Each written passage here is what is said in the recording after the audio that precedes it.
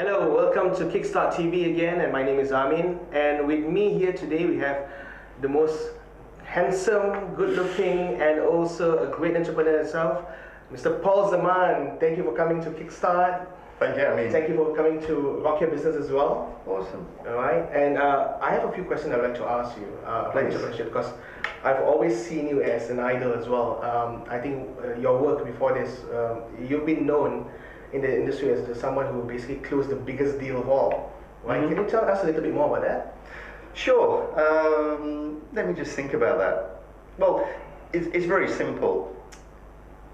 Telephone companies are very big companies, and back in 1997-98, I led the marketing, the equity selling for a company in Australia, Telstra, which is the biggest initial public offering in the whole world at that time.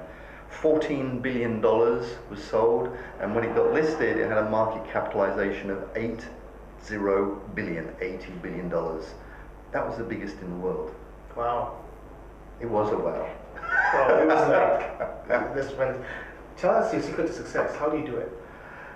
For me, well, everybody has their own secrets and their own way of achieving success.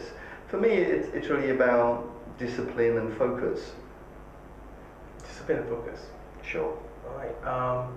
What do you mean by that? Can you elaborate a little bit more about discipline and focus? Is that lacking in entrepreneurship nowadays, or? Well, there's a lacking in most things, because discipline is really about getting what you want done, and we're usually our own worst enemies. We cheat, we let ourselves go. Okay. So discipline in anything, be it going to the gym, making sales calls, writing the report, doing a financial plan, talking to your accountant. There's a lot of these things we don't like doing, but it's got to get done. And so that's what I'm talking about, discipline, where you recognize that certain things have to get done, and then you put in the energy, the time to get the result you want.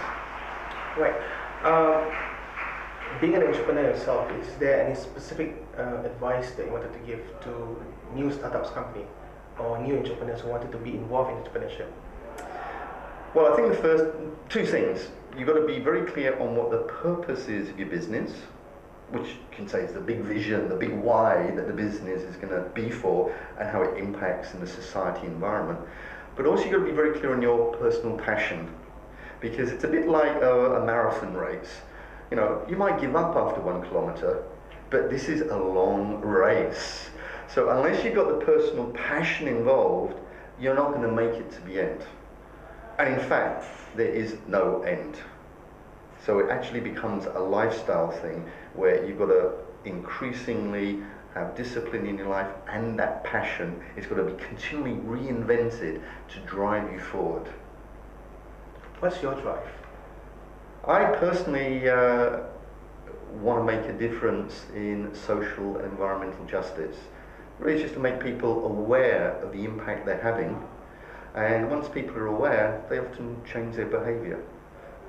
Yet my passion there is not just for everybody, it's for what I call very influential people. The I there is about really corporates. I'm a corporate animal, so I can walk the talk in the corporate world, and that's where I'd like to make the biggest impact, to awaken senior managers, to show them how you can do good business better if you start bringing in social and environmental aspects. Any latest project that you've been doing recently that you're really, really proud of? That you would like to share with us?